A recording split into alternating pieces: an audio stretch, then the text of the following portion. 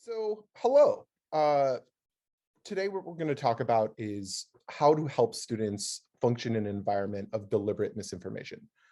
It should come as no surprise to all of you that we are currently facing a real difficulty in how both faculty and staff and students and campus administrators ought to be um, handling misinformation and handling the sort of radicalization that is occurring on college campuses. So what we're going to do is first, I'm going to talk about the Polarization and Extremism Research Innovation Lab, which is the laboratory that I am the director of research for. I'll talk about who we are, what we do. We'll go into sort of a conceptual background of what the problem of disinformation and radicalization is. And then we'll talk about the research methods that Peril utilizes to study this phenomenon and develop resources to address this phenomenon. And finally, I will talk about the BRIC Toolkit, which is a resource that we developed in collaboration with the Lumina Foundation to address radicalization and polarization on college campuses.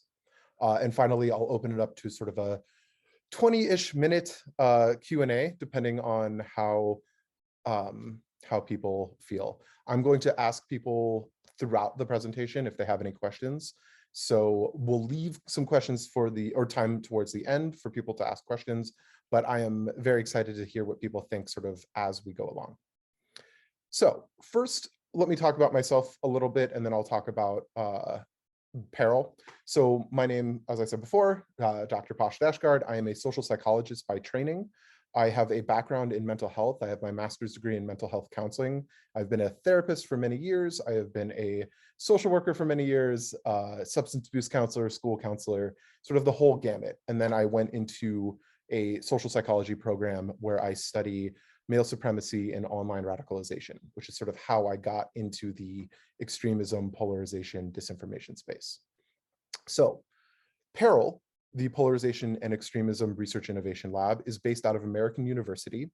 And we are unique in that we are affiliated with American University, but we are not ourselves a sort of entity of the university. We're kind of an independent think tank.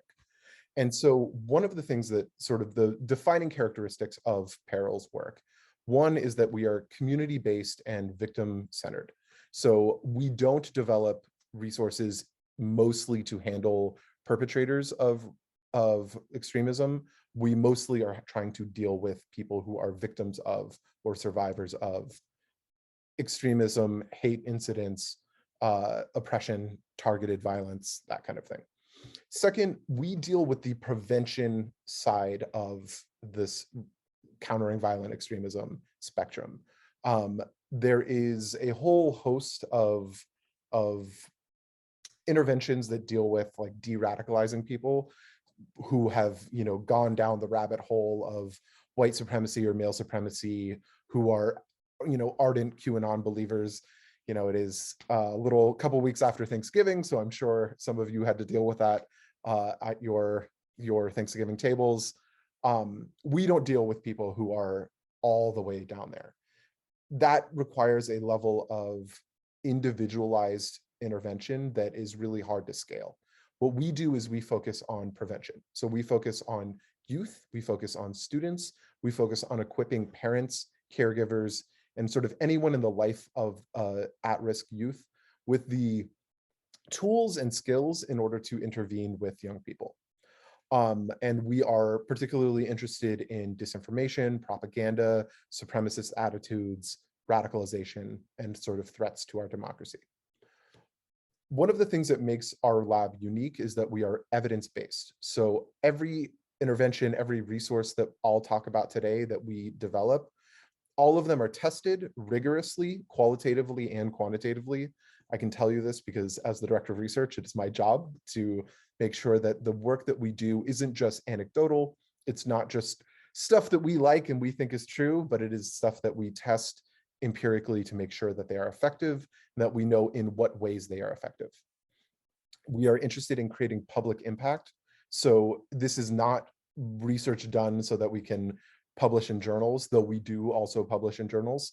This is research that is done with the purpose explicitly of equipping people with skills and knowledge to intervene and off-ramp at-risk youth before they become radicalized. And we are particularly interested in developing a new kind of approach to this work. A lot of the work that has previously been done in extremism and kind of radicalization spaces is very securitized and carceral. So they are interested in, I mean, a lot of these people are like former FBI, former CIA, former military. And so previously, this entire field has been dominated by people who approach male supremacy and white supremacy the way that they approach, countering the Taliban or countering Al-Qaeda, which does not work and is not effective. And so we are very interested in sort of pivoting and changing the sort of way that people approach this. So we have social psychologists and anthropologists in our lab. We have people who are public health focused, and we are very interested in working to cultivate new types of approaches to radicalization and extremism. So the work that we do work with domestic extremism, we work in disinformation, and we work with persuasion. And in particular, how do we inoculate people? This is a word that we'll come back to later. But one of the things that Peril does is we work on not just debunking, but pre-bunking, or as we call it, inoculation. And so attitudinal inoculation is basically an approach to countering radicalization where you, instead of trying to debunk people with facts, which we know doesn't really work, and in fact, social psychology has shown that what happens is when you present people with facts that counter their beliefs, it pushes people further to the fringes. People dig in their heels, their ego gets involved. They start to feel that they are being personally attacked, that their identity is being put on trial. And so this doesn't really work. Instead, what we do is we engage people on an emotional level. We tell people, hey, these are the strategies that are being used to manipulate you. These are the techniques that people use to trick you into accepting their worldview and participating in groups that are, trying to undermine democracy or trying to spread hate. And we see that when people are engaged on that level, what happens is they get mad, they get indignant.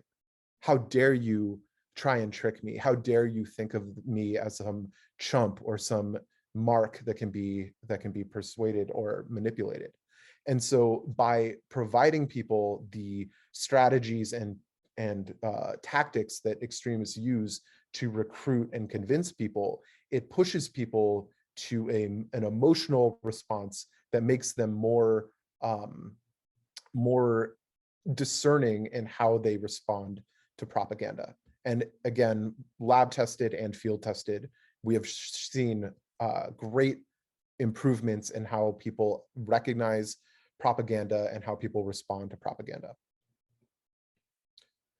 So what we do, this is just a small smattering of the stuff that we're working on, but during COVID, we partnered with the Southern Poverty Law Center to develop the Parent and Caregiver Guide. You can see that on the bottom left.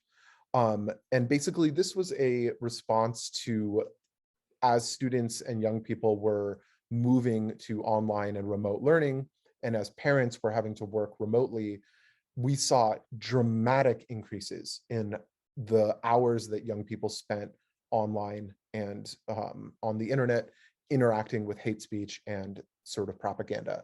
And so we developed a resource that equipped parents and caregivers with the knowledge about radicalization, tactics, and how to approach conversations with young people about this kind of extremism recruitment. We also are currently, we've developed the guide, the community, whole of community guide, which you can see in the bottom right there. And that is sort of for everyone who's not a parent or caregiver, but who is still in the life of a young person who might be at risk of radicalization. So this is coaches, youth mentors, extended family members, so aunts, uncles, cousins, grandparents, mental health professionals, and all of this is done with the purpose of equipping these people with the skills and knowledge to intervene with the young people in their lives. And I am currently in the process of testing the effectiveness of the community guide. We've already developed an impact study, and so we're kind of evaluating that as we speak. Any questions so far? Any thoughts, feelings before I move on?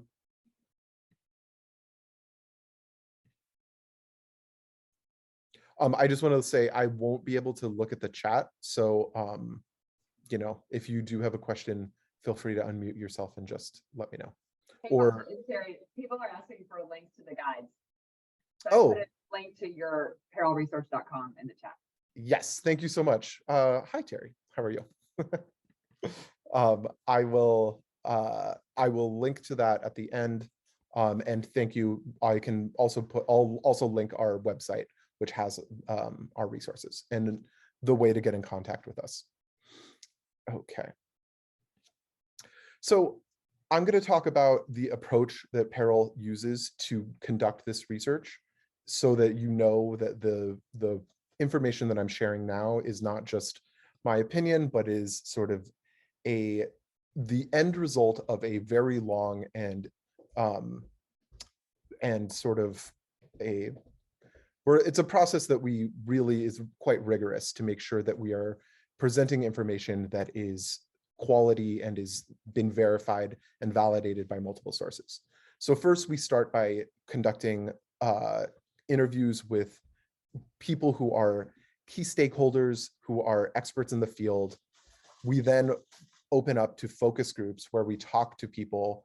In this case, when we were working with the Lumina Foundation, we were talking to campus leadership, faculty, staff, and students. We ran focus groups for months where we basically were asking them, okay, what is your experience of radicalization? What is your experience of extremism on campus? What are the needs that you have? What are the gaps in knowledge that you have?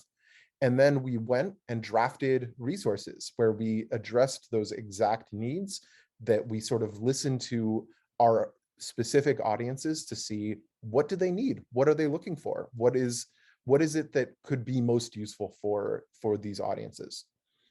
We then tested empirically those resources, both quantitatively and qualitatively. We then showed that resource that we developed to the audiences that we spoke to. So what we ended up finding was 4 particular audiences that had very separate needs within higher education. So those were campus leadership and administration, faculty, university staff, and students.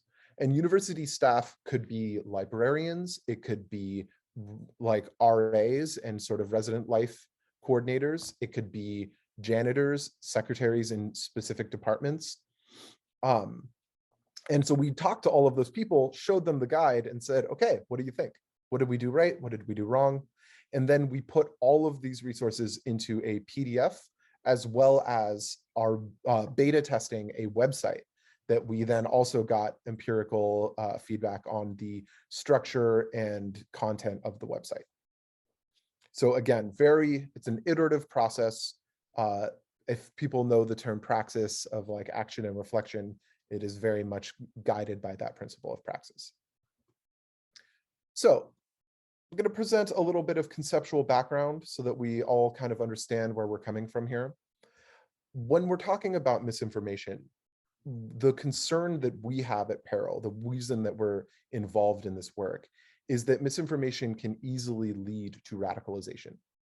And we can see this in a number of different domains. I'm sure if I opened it up to the audience, everybody could have their own, pet example of what this means. But let's talk about vaccines, right?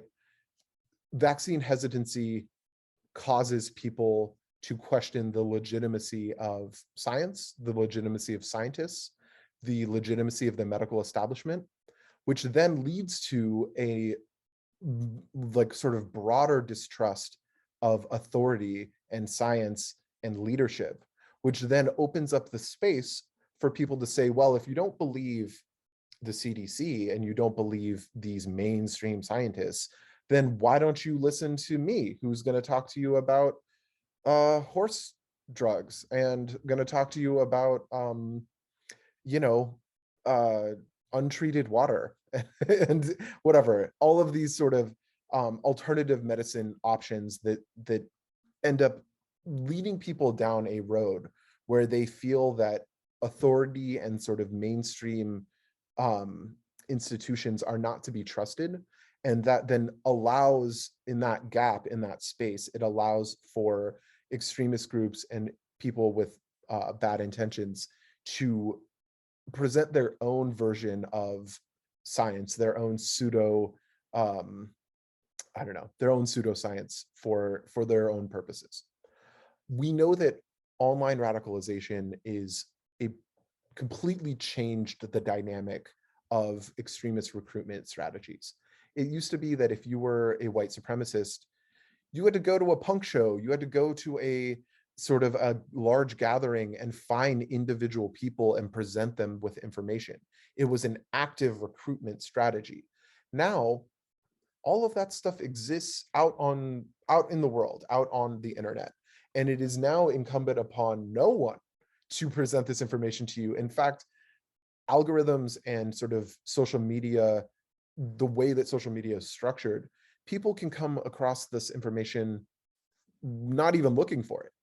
And so this presents a completely different paradigm for radicalization and extremism, where young people, the people in higher education, they might be on YouTube looking at music videos and then come across some campus debate, which then, if they watch that video, links to another campus debate where some pundit is like, you know, chastising a college student. And then that, if you watch that video, that just changes your algorithm and just sends you down a rabbit hole where now all of your videos are going to be sort of vaguely right-wing, vaguely alt-right kind of extremist content. And it is very shocking to see how quickly this stuff can change the algorithms can change the content that you're consuming, and how quickly you can go from just a person who's asking questions to a person who is fully radicalized. And I mean, there are celebrity examples of this that I could use, but again, I would say, why not just go back to our Thanksgiving table where we, I'm sure, encounter cousins and uncles and aunts and sisters and brothers who are exposed to a kind of content that really radicalizes their politics and radicalizes their social policy, or like the things that they believe, their values. So I talked about inoculation before. So I will just say that we have been testing at Peril inoculation techniques for online mediums. And we have seen that within 30 seconds, you can inoculate people against misinformation and disinformation. One of the things that we're doing with the Lumina Foundation is that we're developing a website, which is a compendium of resources that can help faculty, staff, administrators, and students prevent radicalization and polarization on their campuses, and can help them when they're dealing with hate incidents, when they're dealing with, you know, violent or potentially violent individuals who are presenting misinformation and disinformation. We know for a fact that college students are being targeted as people who are vulnerable to this kind of radicalizing behavior and who are strategically useful for deploying and disseminating extremist propaganda through colleges. So one of the things that has been very important about the foundation, the work that we're doing at Peril, is audience-specific resources. This is something that is very important to me, that we don't develop resources that are just kind of general, hey, are you in higher education? Here's what you should do. No, if you're in campus leadership, you have an entirely different role, different responsibilities, and are facing different problems than somebody who is a faculty member, who's like teaching a class on history or teaching a class on biology. And so developing resources that are targeted for those particular audiences and tailored to those particular audiences not only is more effective for the people reading it, but it's more effective for the people, the students who are going to be experiencing those interventions. Okay, so this bottom right, this is our BRIC toolkit, building resilient and inclusive communities of knowledge. The concept of the BRIC is that it is a slow building up of a structure that is creating resiliency in your institution. It is a slow process of building. So, as I said before, we talked to a number of people. We ran focus groups, and we also ran quantitative survey analysis of the toolkit. And the sort of general university-wide findings, the campus-wide findings are, one, the responses that universities develop need to be ongoing. They can't be these one-off events. So oftentimes a hate incident happens on campus. I'll use American University as an example. During Rosh Hashanah recently, we had somebody spray paint a swastika in the student center. And the response that the university had was a event where they all got together and we sort of talked through this issue, which is great. That's very important. But if you want to have a prevention focus when it comes to hate incidents on your campus, there needs to be a space that students and faculty and administrators know they can rely on to go to that time. Like during this time, during this space, there is an opportunity for us to speak about the college climate and the campus climate. It needs to be transparent what the process is. There's often a liability focus that universities have to rely on, and as a result of that, it makes it so that students don't trust that their concerns are the ones that are being prioritized, and often it's because they're not being prioritized. One of the things that we found was, interestingly, and kind of, after the fact, this of course makes sense, but bottom-up approaches are so much more effective than top-down approaches, especially when it comes to campus presidents and deans. What we found was, talking to campus leadership, often they're cycling through so quickly, they don't have time and the sort of space to deploy these interventions over the course of months and years. And so there is a very important place that campus leadership has in preventing extremism and radicalization on campus, but it is much more effective to have students and faculty be leading these initiatives rather than the sort of campus leadership. This is an open question, something that we heard both sides of, which was, do you want a mandatory training or an optional training for campus faculty and leadership? No one is making anyone here attend this talk and these kinds of conferences. You can imagine that if you were required by your university to attend this, you might feel very differently about the level of investment that you're showing in this. Also, you might be a little resentful. Also, faculty have a ton of stuff to do already, so adding one more thing to that list might build a little bit of resentment in them. So it's a difficult question. One of the things I found with this was bigger universities were like, please God, don't make me do this. Whereas smaller universities were like, yeah, it's great. I don't have a lot to do. Wonderful. Something that the campus leadership has to sort of figure out for themselves is this distinction between free speech and freedom of thought, and then also to what degree are you going to allow free speech to be the cover through which people disseminate hate speech on campus. And so this is a really tricky issue. It's something that we developed a resource specifically addressing this issue so that campus leadership can talk about relying on and falling back on their values, and have it be something where when we talk about free speech, we talk about, okay, what are we allowed to say? But when you talk about campus values, then it's about what kind of community do we want to have? What values do we want to uphold? And that's a lot easier to argue, hey, we shouldn't have Nazis on campus. Hey, we shouldn't have male supremacists on campus, because that doesn't align with our values, rather than what is technically allowed under freedom of speech. Any questions so far? Thoughts, feelings? Great. Thank you, Chuck. Appreciate that. Okay, so our conversations with campus leadership and administration. One of the things we did is we developed statement templates for responses to hate incidents. I reviewed hundreds of official statements by deans and presidents and campus leadership in response to sexual assault, swastikas, Holocaust denial, inviting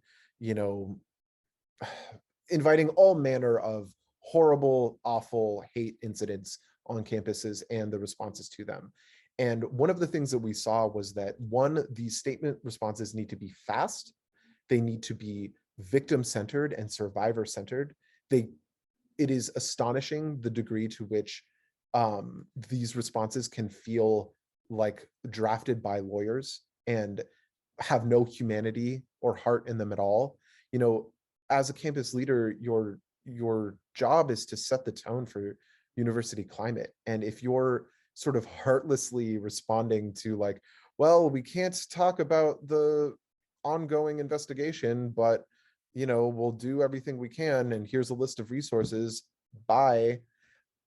What does that communicate to your students about their safety, about your concern for them, about the climate that you are trying to develop and the culture that you're trying to develop on campus?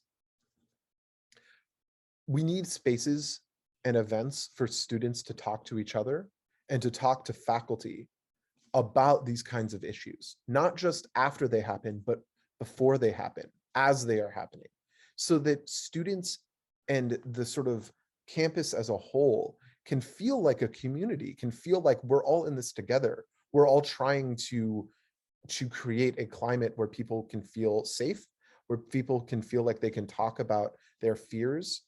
I'm not going to remember the Latin phrase right now, but there's a phrase about universities where they're not just, it's like somebody something. put it in the chat. Would you mind pronouncing it, Russ? The Lyceum? It's Lyceum Revival?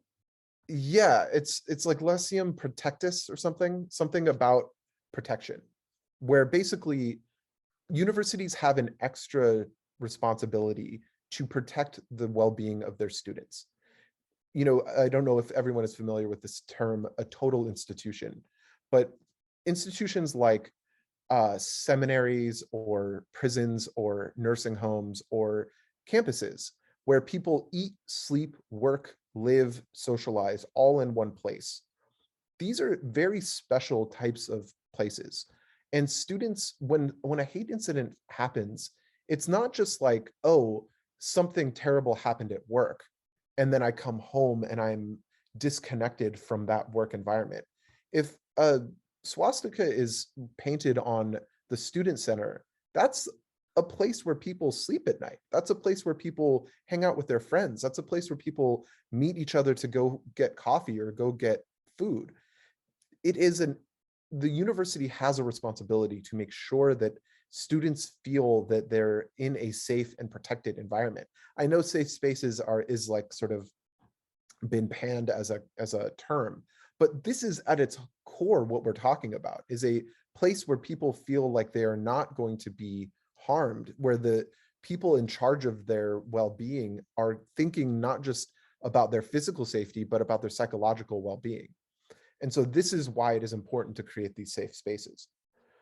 Decision trees for administrators in university, this is a sort of in the weeds point, but it's really valuable to the point about transparency, that we can show you, okay, here is the person in charge of this. This is the process that we're going to go through as you report a hate incident.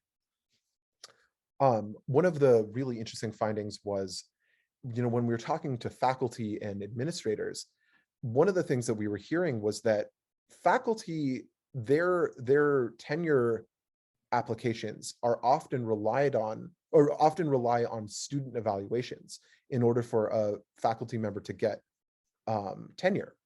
Well, what is the incentive for a faculty member to report a student who is expressing extremist ideas if that student is then going to create a negative teacher evaluation, which will impact the faculty member's ability to get tenure?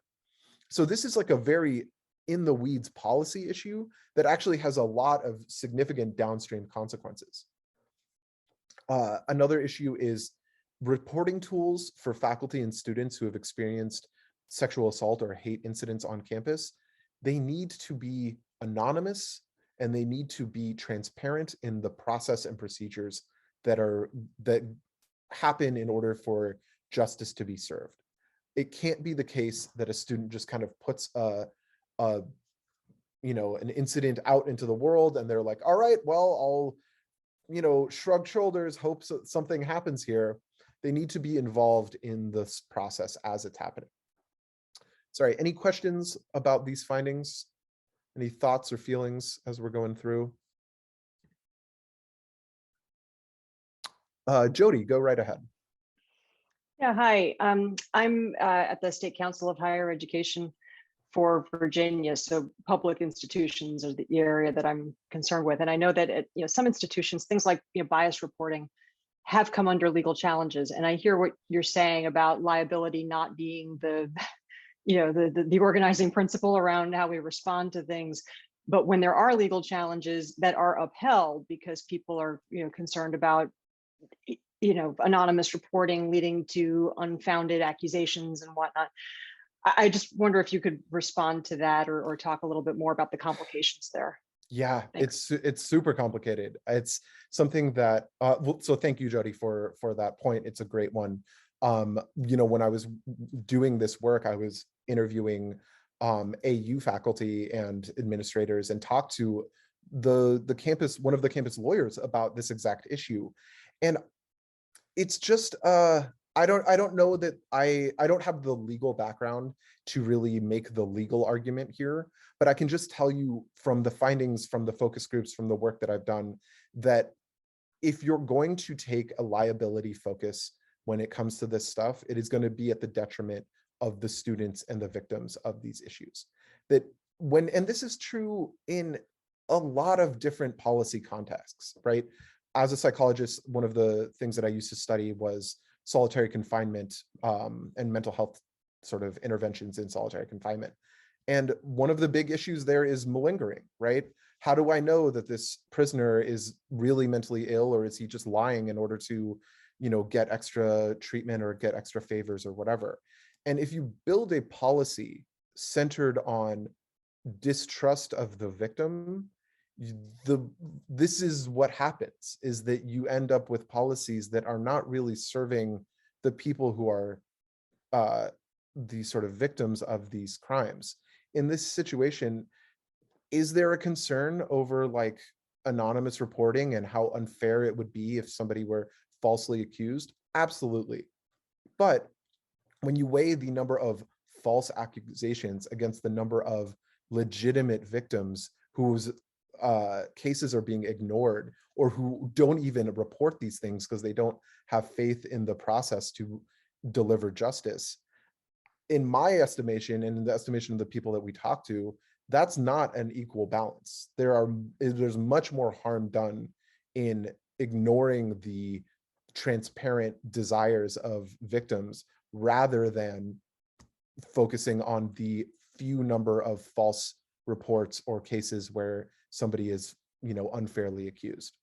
So Jody, I don't know that I have like a legal argument for why it's okay to do this, but I'll just tell you that that is sort of the dynamic that I'm seeing, the tension that I'm seeing. Okay, thank you. Of course. So now we move on to faculty. There's I'm sorry. a question in the chat, by Chuck. Would you like me to read it? Or? Please. Yeah, it says, what about faculty who are dismissed for being reported by students at a conservative rural community college institution for building an inclusive and diverse curriculum that violates their values? Yeah, I mean, this is why when we're talking to campus leadership, we have to really speak to the values of the institution, and we have to really take seriously the idea that there is rigorous evaluation of not o- excuse me, not only these policies, but just the execution of these policies. I think that there is a fear that from administrators that if we take a hard stand against this kind of bias and this kind of I don't even know what the word is, this hysteria around indoctrination and the like rhetoric that is being deployed by extremist groups around like, brainwashing by woke communist professors. If that stuff is taken, if there's no pushback on that stuff, if that stuff is just taken as like, well, both sides have their own opinions, then yeah, those the same mechanisms, ironically, that are created to find justice for victims are going to be deployed as weapons against legitimate faculty. I mean, this is one of those things where it's like you can't, again, I don't think the correct response is to not have a reporting tool or not have mechanisms by which people can discuss oppression or targeted violence or hate speech.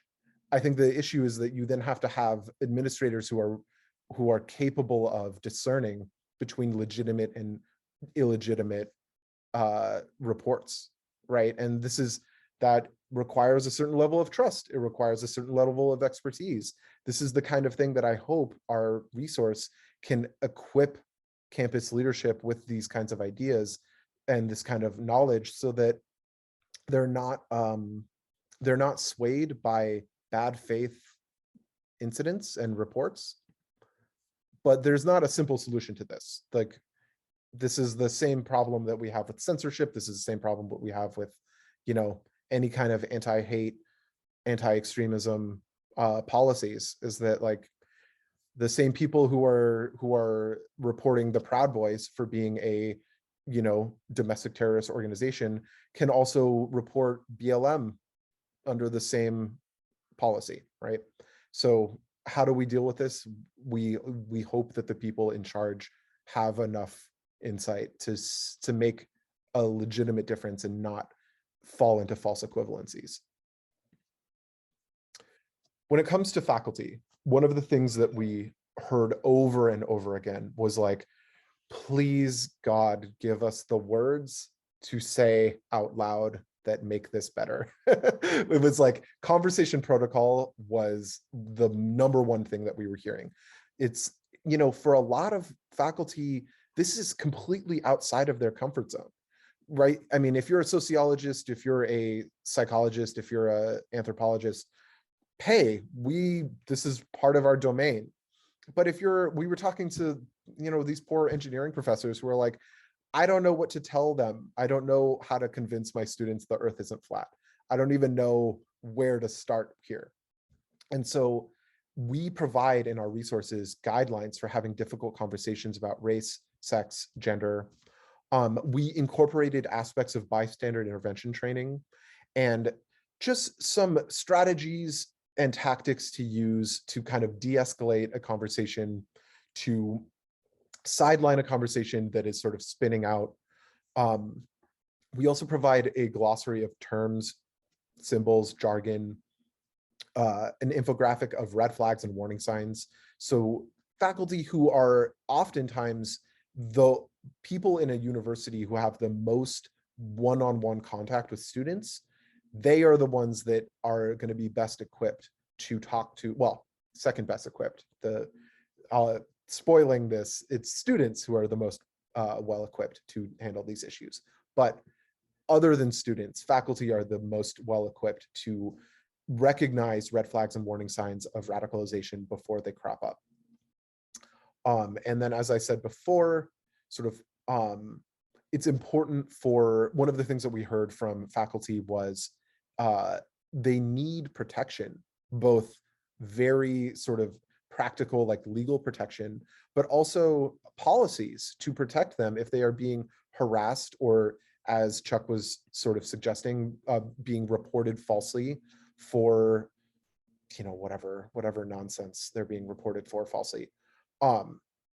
But campus, if you're going to ask faculty to be proactive in addressing radicalization and extremism on campus, that comes with the responsibility by the university leadership to protect those faculty when they go out and do that.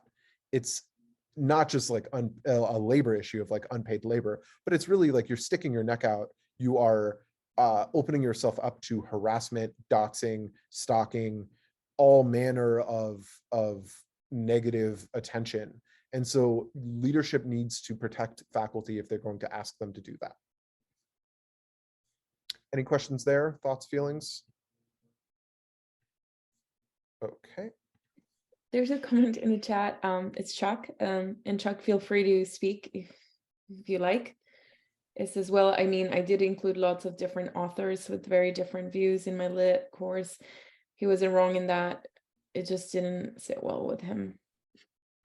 Yeah, I just mean the student didn't accuse me falsely of including lots of diverse authors in my class. The student was just incensed by that. So yeah, I mean, so Chuck, this is something where it's like, I assume that your university has a mission statement and has some sort of, I don't know, even if it's lip service, there is some sort of policy that says like, we care about diversity and inclusion. And so this is what you can fall back on, is like, listen, this is the university. This is the place that you're at. Like, I'm not doing something crazy by including women and Black people in my syllabi. And if that, I would also say, relying on the class to sort of, as like a crowdsource of like, hey, do all of you feel this way? No, obviously we don't. Obviously, the women in this class would love to hear more and read more women authors. And so sort of emphasizing that just because these are the loudest voices and in some sense the most disturbing voices that a faculty member can hear, this doesn't mean that this is what people writ large feel. And that students especially, there's going to be some degree of like contrarian kind of edgelord nonsense that goes on in any college class. And you will see that there's going to be pushback and backlash to the backlash, right? The student is saying that it is wrong that we're doing that. Well, let's take a poll. How many students think that it's okay that I'm asking that we have a diverse group of authors here? Not to say though, I don't want to diminish that this is it's very uncomfortable. It is something that feels very scary to do. And again, if you don't have the backing of your administration and your dean, that can feel like you're really out on an island. And that's the worst. That's how we got to where we are, right? Is that people feel like there's not support for standing up to this kind of radicalization and polarized rhetoric. Students are the best equipped to change the campus culture because they are the campus culture. They are the thing that sort of, I don't know, they're the public, right? And so one of the things that we did in this resource is that we created sort of a starter pack, like a student activist starter pack. And the idea here is that for a lot of students, they come to school to become politically and socially engaged because they are often not. Often when you're a teenager, nobody asks your opinion and nobody wants your opinion.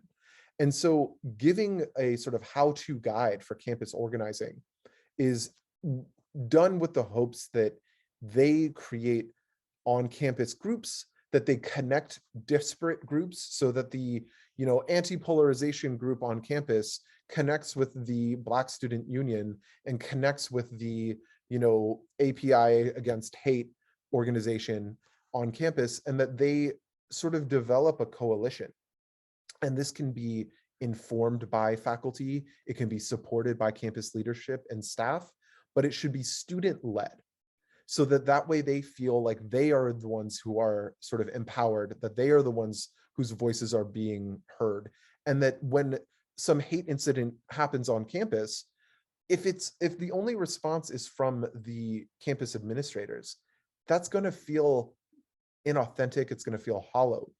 But if the campus leadership can say, hey, we have a group that deals with this stuff, let's talk to them, let's bring them into that conversation, let's have the students have a voice in the way that we respond to these issues and the things that we do to prevent these issues, that is going to have a cooling effect on the culture of the campus. And it's going to make it so that we're not going to have as many violent protests. We're not going to have as many, walkouts and I don't know, organized actions against the university because they did such a poor job in responding to a hate incident.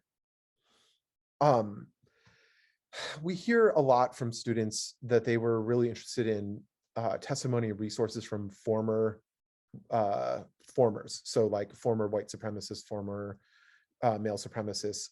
I will say that our experience as the Polarization and Extremism Research Innovation Lab, when we've worked with formers, it has mostly been difficult. There are some people who have done the work and are genuinely contrite and are really trying to change the dynamics of their own life and the impact that they've had on society. A lot of them, though, have a lot more work to do. So I would just say, if you're going to be working with formers, you need to vet them very carefully, because there's a lot of opportunists and there's a lot of just bad faith actors in that space. One of the things that we heard over and over again was that it is important not just to connect students within the university, but to connect students to organizations outside of the university, right? So imagine, not only in your college campus, but I'm sure that there's going to be some social justice agency that's working on, equity and diversity in the region, in the area, in the town, in the city, wherever you are. There are other people who are already doing that work, and connecting those students to those outside organizations is also a really cool opportunity for them to learn and build skills, build their resume. There's a whole, like, from a very, I don't know, cynical, I don't think is the right word, but there is a very valuable opportunity within all of this for students to beef up their CVs and their resumes, to show people that I'm not just a student, but I'm also an activist. I'm also an organizer. I'm also a leader. I have experience with connecting to media, connecting to sort of like community agencies and outside organizations. So there is value in empowering students to be the ones leading anti-polarization, anti-disinformation actions on campus. So this is just a snapshot from the PDF that we developed. So this is you can see the table of contents. And on the left, you can see that we have community resilience tips for all 4 groups. We have conversation protocols for all 4 groups. And we have response frameworks. Response frameworks being more policy concepts and ideas.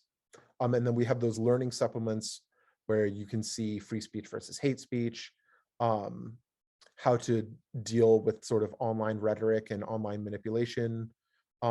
We have a guest writer, Lenita Johnson, who was a victim of a campus shooting and a survivor of a campus shooting. And so she talks about and wrote a wonderful resource for us about building resilient campus communities. Any questions, thoughts, feelings, maybe about the student stuff in particular?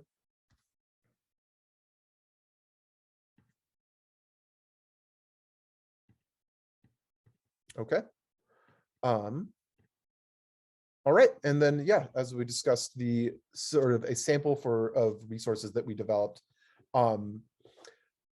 University response protocols for administration, sort of this alternative to the risk threat assessment that we were discussing earlier. conversation protocols for faculty, red flags and warning signs, and sort of what we hope to do with the website is put all of these resources together and then have it sort of updated regularly, where we can respond with resources that target specific ideas that are going on, you know, the sort of like issue du jour, the issue of the day, right? So you can see, this might date the presentation. I put, for example, critical race theory. Y'all remember when critical race theory was the big thing? Now I think if I were gonna update this, I would talk about, I don't know, trans rights, you know, people who are showing up to protest because there's gender inclusive language in curriculum, right? So the issues are changing all the time. And so the hope is that the resources are updating all the time as well. I don't know if this can wait. There's something in the chat. Somebody's asking if there's going to be, if there's a listserv or somewhere where they can find out when the BRIC framework is officially released. Yes, so we are, Peril is growing tremendously. We have a comms, we just hired somebody in comms. So we are going to be promoting these resources. So a listserv, not to my knowledge, but that's a really good idea. And I would love to disseminate our resource on the CLDE listserv. But in addition, we will be publicizing these findings more and more. Our website is perilresearch.org. I cannot link it in the chat right now because I don't have chat functions as the presenter right now, but I promise I will link them as soon as we're done. But thank you for your interest. That's nice to hear. We worked really hard on them. I typed it down, perilresearch.com. I just put that in. It's .org, but yes, great. Oh, .org, sorry. No worries. Okay. And yeah, finally, I want to sort of conclude the presentation. We're sort of wrapping up now. I don't know, how am I doing on time? You have 7 minutes left. Oh, wow. Jeez, that went so quick. I was going to give you a 5-minute warning soon. But. So I want to conclude by talking about one of the sort of a sort of large synthesis, a sort of big takeaway from this entire project was the need for a combination of media literacy, civic engagement, and pro-democracy education. And this is something that K-12 education, but I mean, I didn't even want to talk about, we did this entire thing with K-12 as well. We won't even get into that. But with the higher education component, this is something that can be built into any kind of history curriculum, any kind of sort of social science or sociology curriculum. Media literacy isn't separate from history now. Our lives are fully integrated onto the internet. And so it requires us to have a much more discerning understanding of online radicalization and the way that the internet shapes our thoughts and feelings and ideas. And if you combine that with civic education and pro-democracy education, you can really begin to combat a lot of the disinformation and radicalization that is happening online. You would be shocked at the amount of propaganda and just really straight white supremacist, male supremacist content that young people are exposed to regularly. It's not just the kids who are going on 4chan. It's very easy to come across this stuff. If you have young people in your lives who play video games regularly, I promise you that they are being exposed to white supremacist content online. I'm doing a study right now on 14 to 30-year-olds, and the amount of male supremacist content that they are being exposed to is just unbelievable. Andrew Tate, I don't know if everyone knows who that person is a very popular male supremacist influencer. And he is, if you have a 14-year-old boy in your life, ask him if he knows who Andrew Tate is. I promise you he knows who that person is. And so we have to be so much more proactive about the way that we approach media literacy and online radicalization with young people, because by the time they get to college, they have been enmeshed in that world, or embroiled in that world. Okay, with my remaining time, any last questions, thoughts, feelings, ideas?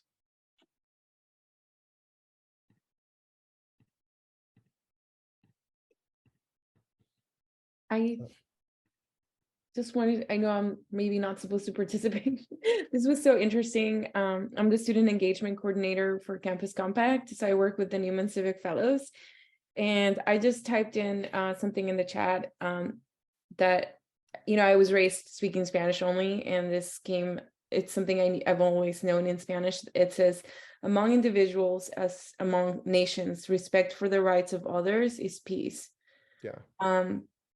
So I just wanted to share that, and especially, That's with beautiful. our faculty that has to deal with, there's a difference between, free speech and hate speech. And like, I'm sure everyone knows that. Just thank you for all the information. Of course. Thank you, Clarissa. And yeah, I think it's, the free speech, hate speech, false dichotomy, it really is so frustrating, because it's like, under the guise of free speech, this is the speech that you choose to have come out of your mouth.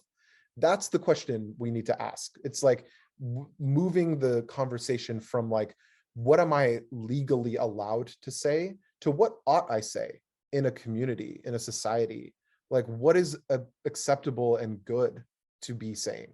And that's where we can change, especially for faculty, that's where you can change the dynamics of that conversation.